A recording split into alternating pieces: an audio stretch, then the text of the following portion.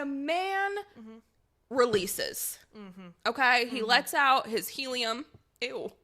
When he releases, they sometimes don't make any noise. Or they like, grunt. They moan or grunting sometimes. Have you ever heard a roar?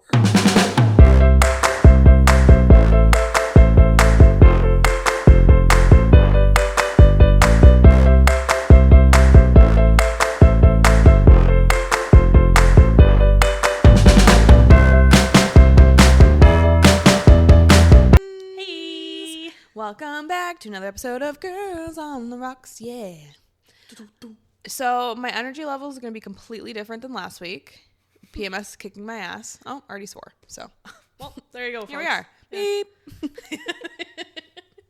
Hope everybody else is having a better day and you're not experiencing a hormone imbalance. But, you know, say the world's in, we're all messed up.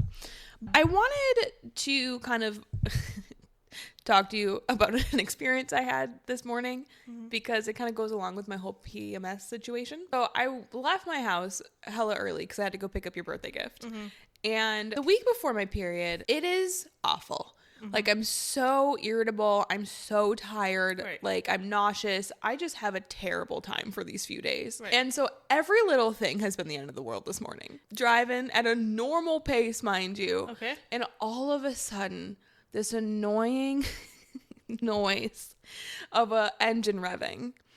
And these two men just, I just slapped myself in the mouth. But they are racing each other. It is 9 a.m. and one has a shitty little whatever car and the other one is a Tesla. And they got to the stoplight. Mind you, so did I. So we're all in the same space at the same time. Yeah. But then they're like conversing like, bro, and I'm like, I'm gonna kill everyone. God. Dude, it made me want to crash out so bad. I'm like, why are we street racing at 9 a.m.? It was just every little thing was driving me nuts. And then all of a sudden you just hear, Room! And I was like, oh my God. All right, so the first thing, I want to shed a little light on this whole Loverboy situation. So yes, it is a Summer House topic, but I'm not going to shut up about it. So Kyle Cooke from Summer House, if you've never heard of him before, watch our past episodes. He is the creator of Loverboy, which you and I have actually drank on this show before. Yeah. And we love them. We love the spritz. They came out with Flower Boy, which is their THC drinks, yada, yada, yada.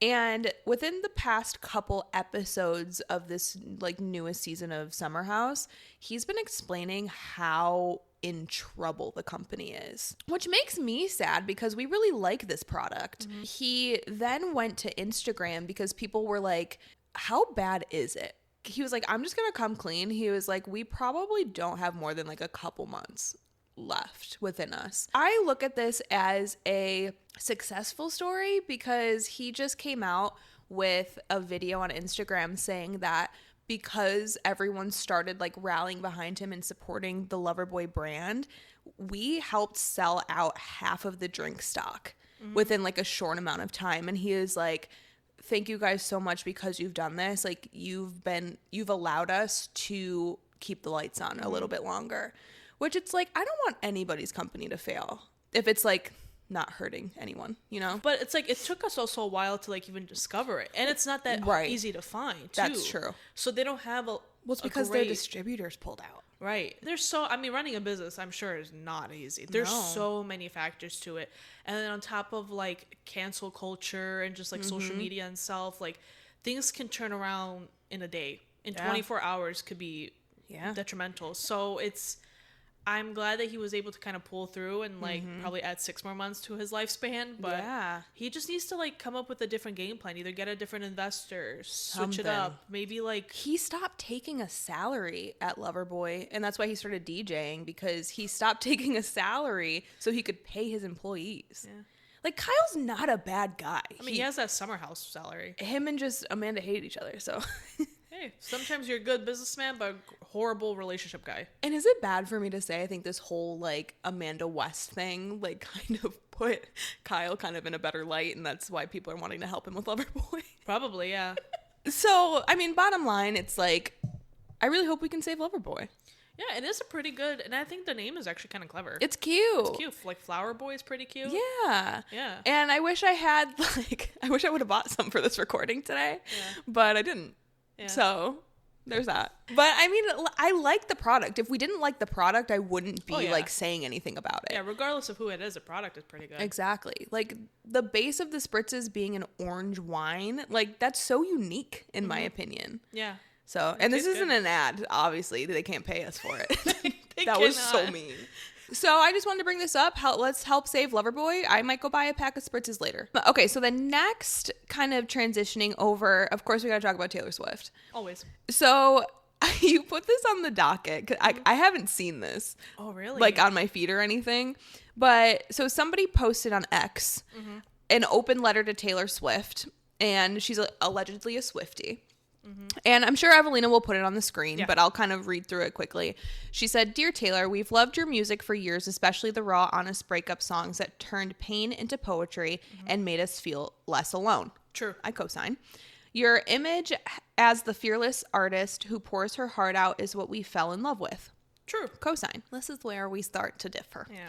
She said, "Now, watching you step into marriage, we can't help but feel a little scared." Who's we? Who's we? We, again, worry that the quote-unquote happy ending and perfect partner story might soften the edges that made your art so powerful. We're afraid the vulnerability and messy emotions that fuel your best work could quietly fade. Please keep that fire alive. Your music has always come first, and we need the Taylor who writes fearlessly from the heart, the one who taught us how to survive the storms. With all our admiration, your beloved fans." Why are you speaking for me?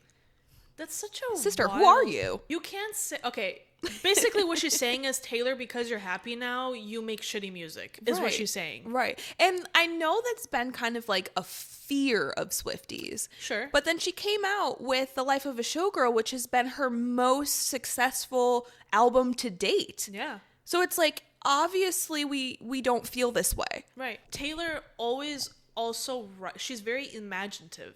So, I mean, technically speaking, when she wrote Evermore and Folklore, she was in the alleged happy 6-year, 7-year long relationship. Right. That we all Swifties thought she was super happy in. And she said that she wrote those albums from a perspective of storytelling. And we know how gut-wrenching some of the songs on Folklore and Evermore. I mean, My Tears Ricochet. Oh, the girl, don't even get me started. Right? So it's like, you're coming at it with no basis because her music proves it wrong. All you're doing is giving your opinion and then signing all Swifties. It's so rude. Like, me and Evelina clearly give our opinions about everything, but we don't say this is a blanketed statement for every single person or woman or person in the world. Especially when you're writing a letter to Taylor Swift on behalf of other people that she's gonna see. Okay, but it's like, it's such a weird way of approaching it. Like, you were in your bag in the first few sentences, and then like you basically saying you're getting too happy, I think you need to reel it in, is so rude. It's weird. It is the rudest thing ever, and you're not a Swiftie if you're doing that. No, because it's like, there's no factual basis off of what you're saying. Right, there really isn't. And I think that's what makes me so irritated. Yeah, you can be happy. Just Taylor Swift writes from storytelling. Correct. Like, she doesn't have to be living in it to write about it. And she doesn't always have to be depressed and sad. Right. I mean, her song in Midnight's Bigger Than the Whole Sky, that isn't about her. Correct. Her song 7 from Folklore, not about her. No. I mean, she does that a lot. The Life of a Showgirl. I hate that people are taking that album and like stamping it across her whole career. Like, it's just one era. Right. One little. Do you remember the name of her tour that she just went on? It's called the Eras Tour. Right. They're all different. She's not.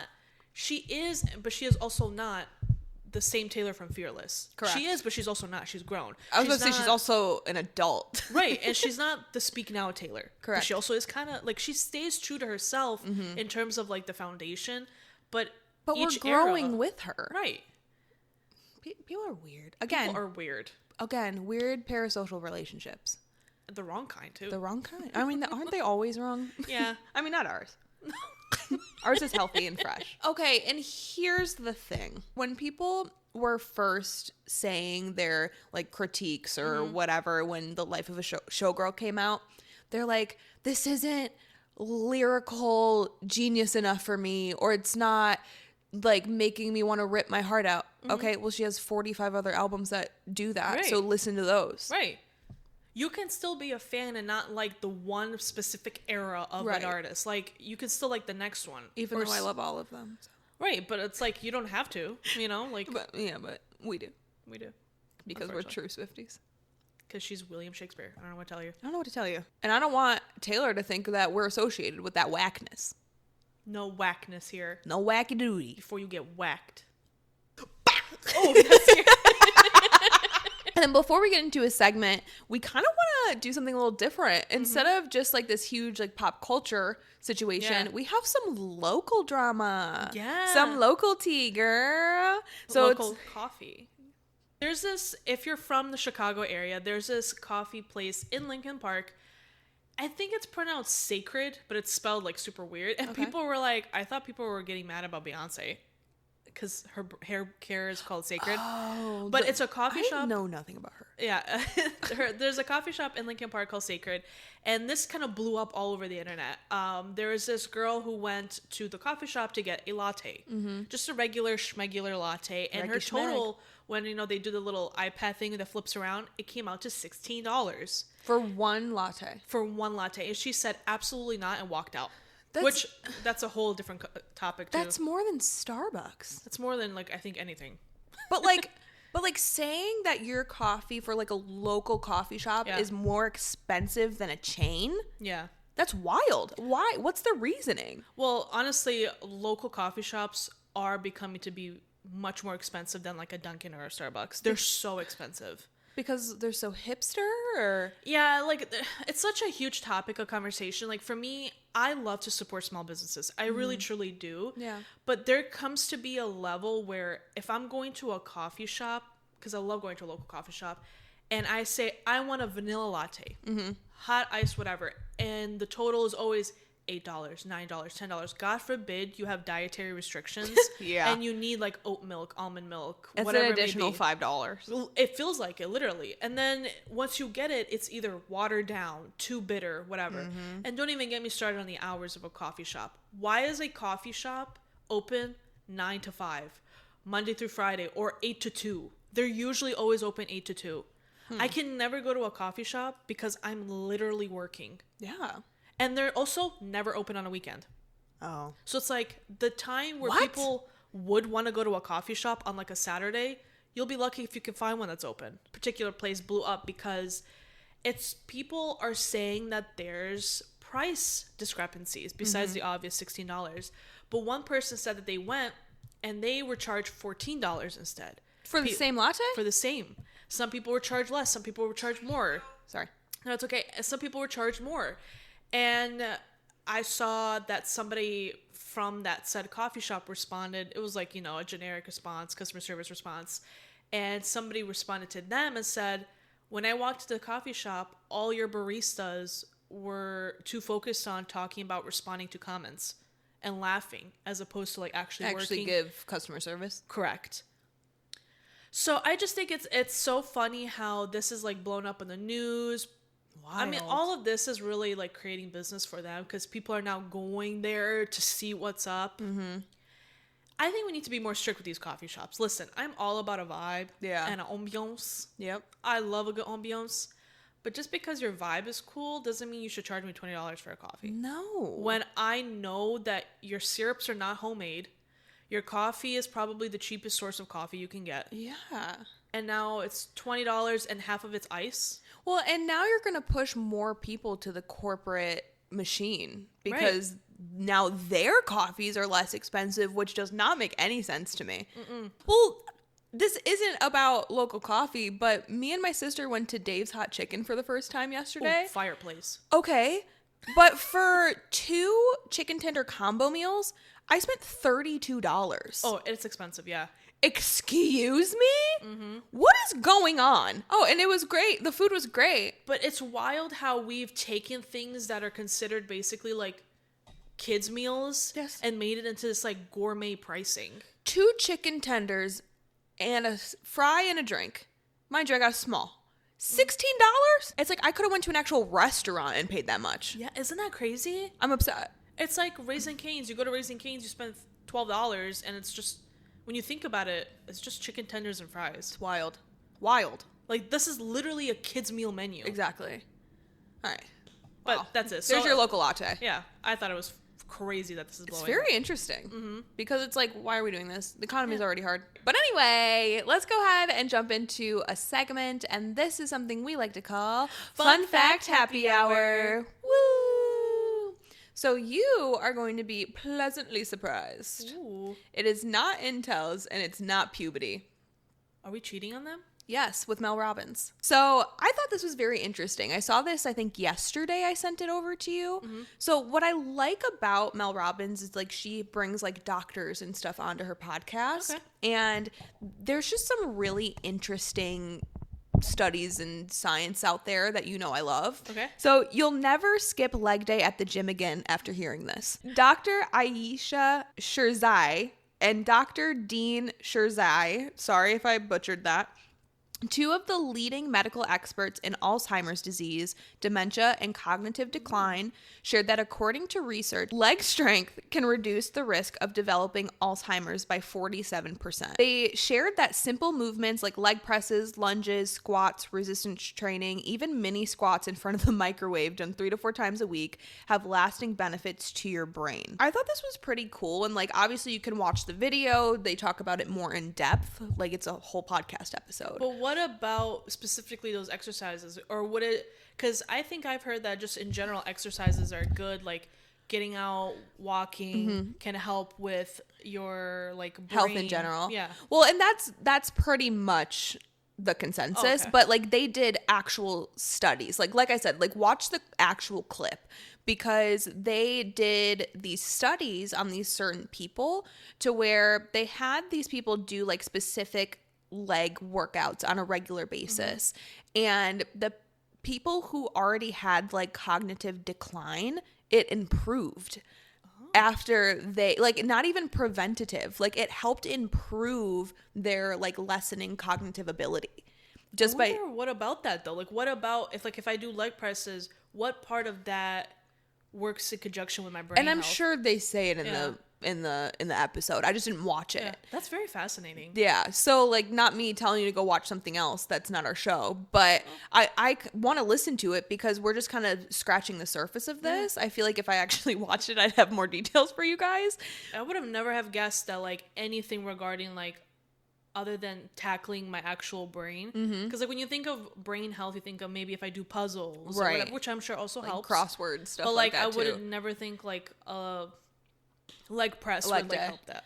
Yeah, so all you men who skip leg day and you got little, That's why they're dumb. you have chicken little legs, you might want to start adding leg day into your pump routine. Well, I thought this was really interesting because obviously more has come out about Alzheimer's and dementia and stuff like that. That might be one of my biggest fears about getting older. Like I do not want, well, obviously nobody wants to experience that, but like, especially too, I remember like, obviously not my whole life, but like as my grandma's getting older, that is her like biggest fear is developing Alzheimer's or dementia. She's like, don't cry.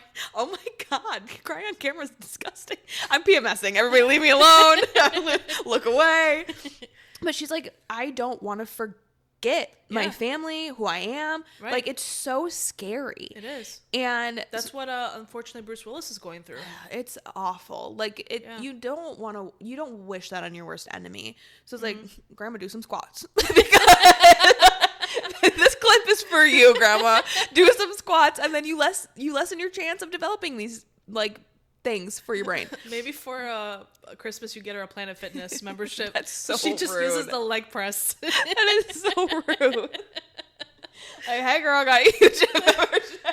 That Alzheimer's. But I thought it was really interesting. Very fascinating. Yeah, because it's like, why? Yeah. Why does improving my leg strength improve my mental abilities? Yeah. I love it. The body, is incredible. I was listening to the episode before the most recent episode of Girls Gotta Eat, and they started off with a very interesting topic of conversation, and I wanted to bring this up because I feel like I've struggled with this, especially like still being single at 30. So they got an email from a listener, and she has been with her significant other for the past 6 years, and she does not have any attraction to him. I mean, one of the things is that he has bad breath and he won't figure out how to fix that. So that's whatever. But she was writing to them, and she is like, can this attraction eventually develop? And Ashley and Raina are like, girl, not after 6 years. They're like, I don't think that attraction's going to develop at this point. And the reason why I wanted to bring this up is because somebody commented on the video on Spotify. This person said, okay, that write-in listener's question is exactly why we need to stop telling women to just give the nice guy a chance when she doesn't like him. That's how she got here. Someone was like, oh, come on, give him a chance. Feelings grow. I hate my husband at first and now we're great. Attraction takes time. No, it doesn't. This is why women have icks and men don't, because they're not forcing themselves to pretend to like women because she's a nice girl. And I love that perspective because we are always told, give him a chance. He's so nice.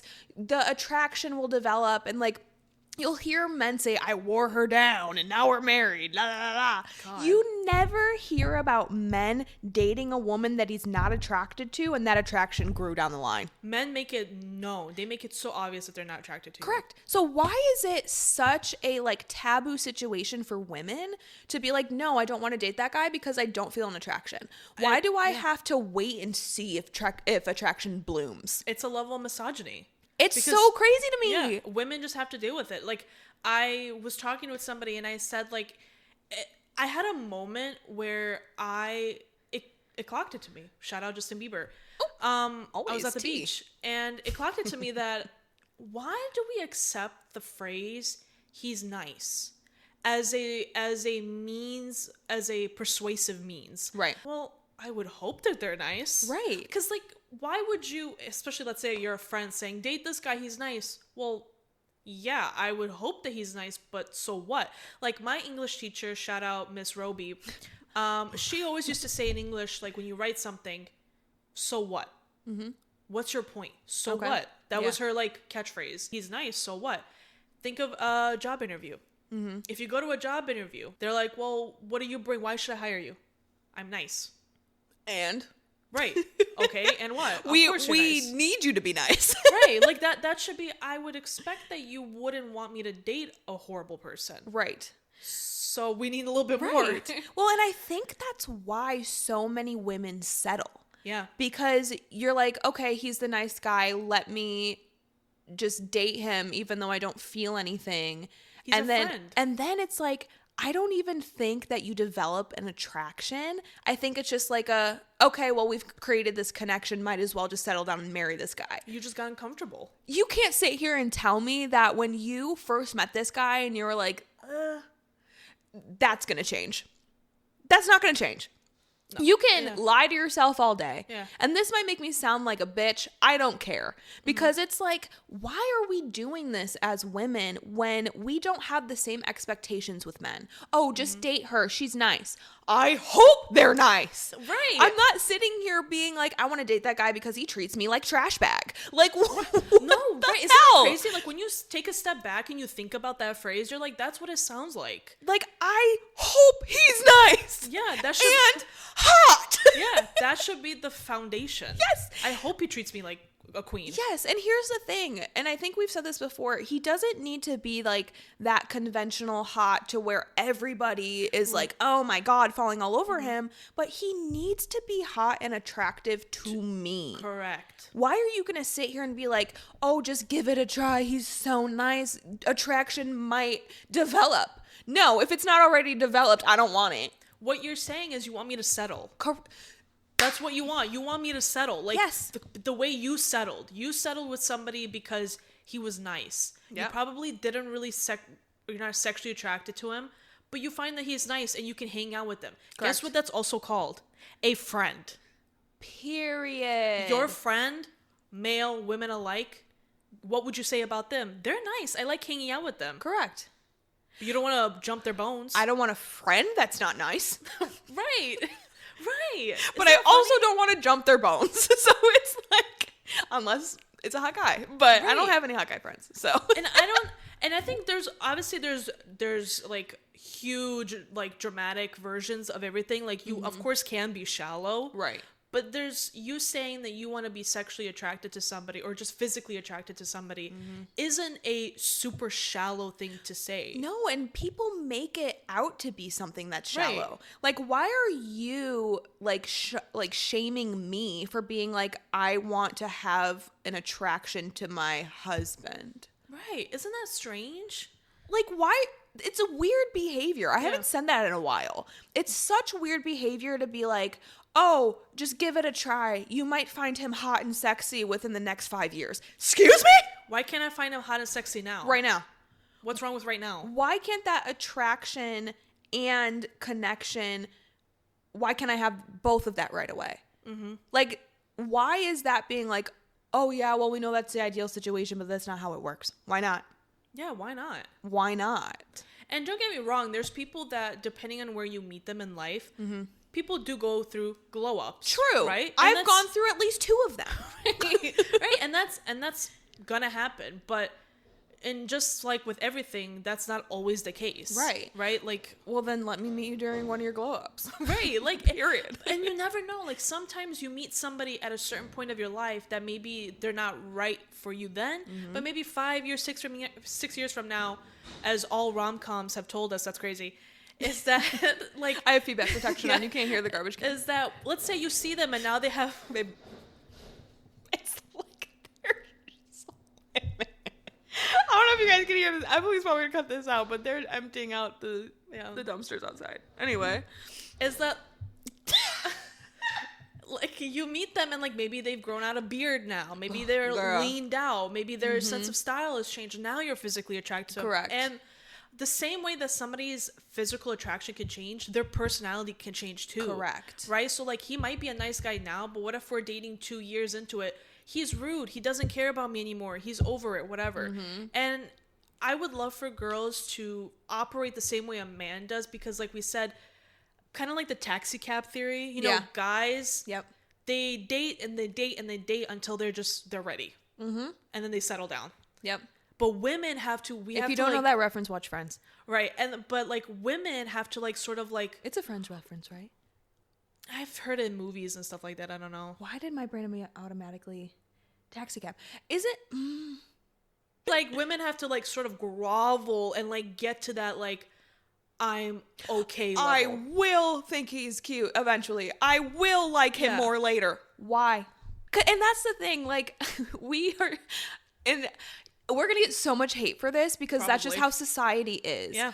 It's like, whatever, bro. Like, this does not make us shallow to want to have attraction and connection and chemistry right off the bat. And it's okay if you try to give it your best. Yes. And if you're still not attracted, your friends, because I feel like a lot of times it comes down to like friends and family that like push you and try to persuade you to go down that route. But it's like, if I'm telling you, if your only thing that you can offer me is that he's nice, you're not helping me. No. I need you to tell me, if this is a job interview, why should I hire him to be my boyfriend? Right? Well, and it makes me want to be like, so the person that you're married to, you're going to sit here and tell me you had zero attraction when you guys first got together?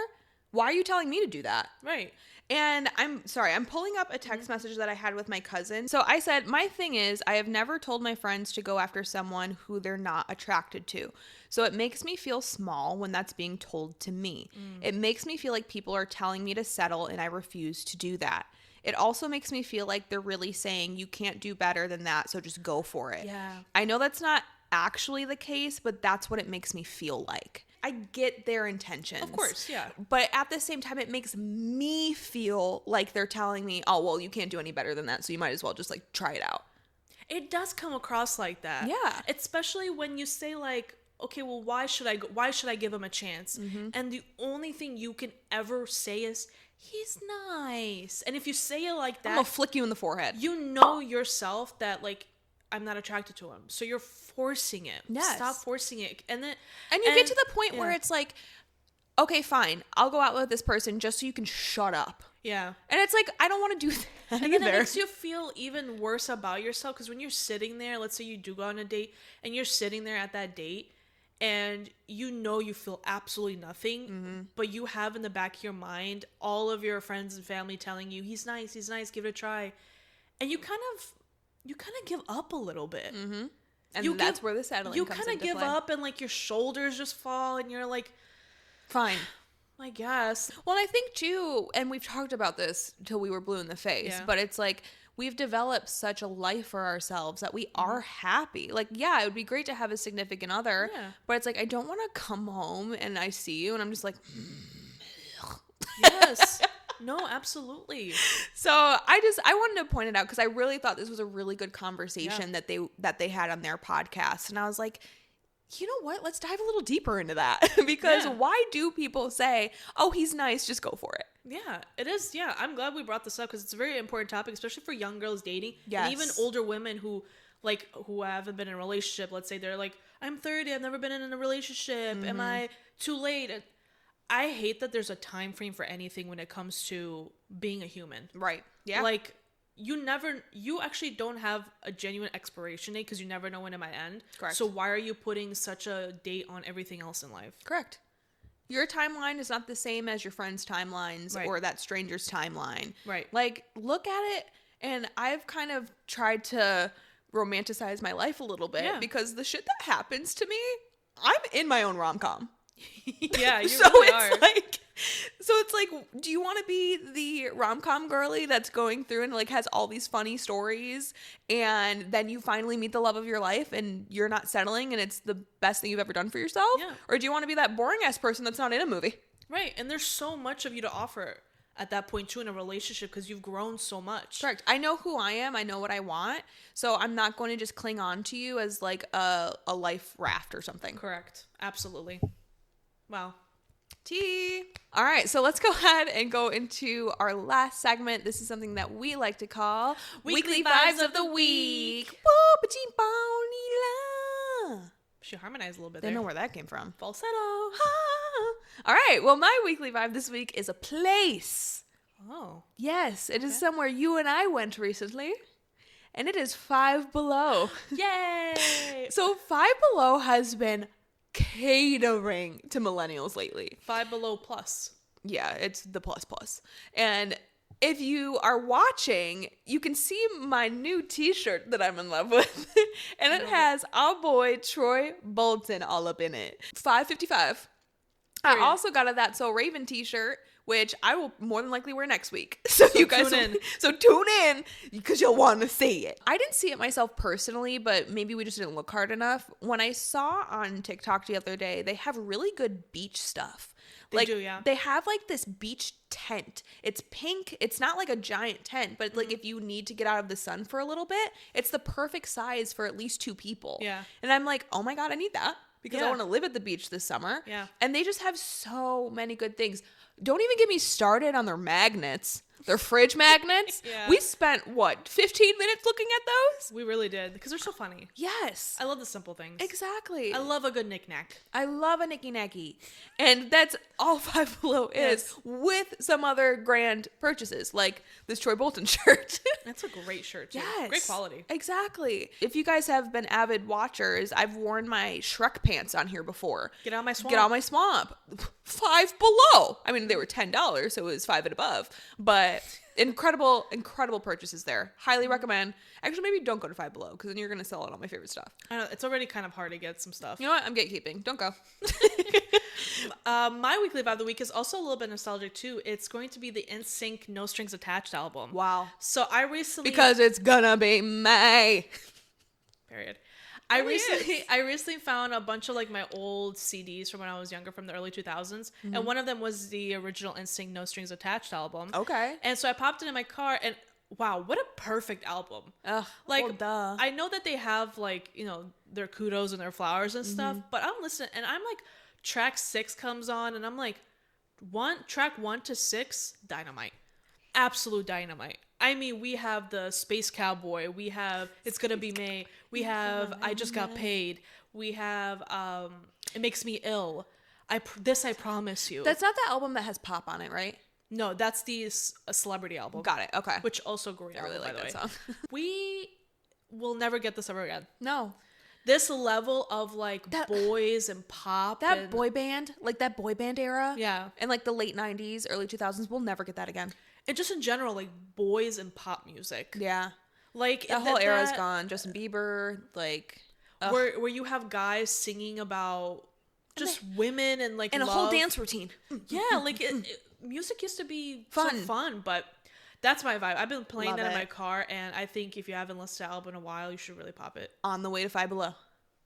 So you can get your Instinct shirt at Five Below. Period, because I'm sure they have one. I'm sure they have one. Oh, and if not, Five Below, call us. All right, I think that's all we got. That's good. Okay, we had another thing to talk about. Maybe we'll throw it in next week. Yeah. But I thank you guys for tuning in. I love you so much. Please like, comment, subscribe, share. Evelina's going to put our lovely social media information down below with a QR code at the bottom. It's pink and cute and girly and fresh. Mm-hmm. So go ahead and scan that if you want to look at our daily lives. I promise I'm going to start posting more at some point. Probably when we go to Europe in a few weeks. So stay tuned because we're going to be vloggers. Or at least try, I guess. Or something. Anyway, like, comment, share, subscribe. Please show everybody how cool we are. And thank you oh so much for letting our voices grace your presence. I fucked all this up. But anyway. It's okay. What do you want? Anyway, we're going to go drink a senorita and go to Outback Steakhouse. And we recommend you do the same thing. Okay, bye. Wow, what was that outro? I hated that. I will say that it wasn't your best. Thank you for your honesty.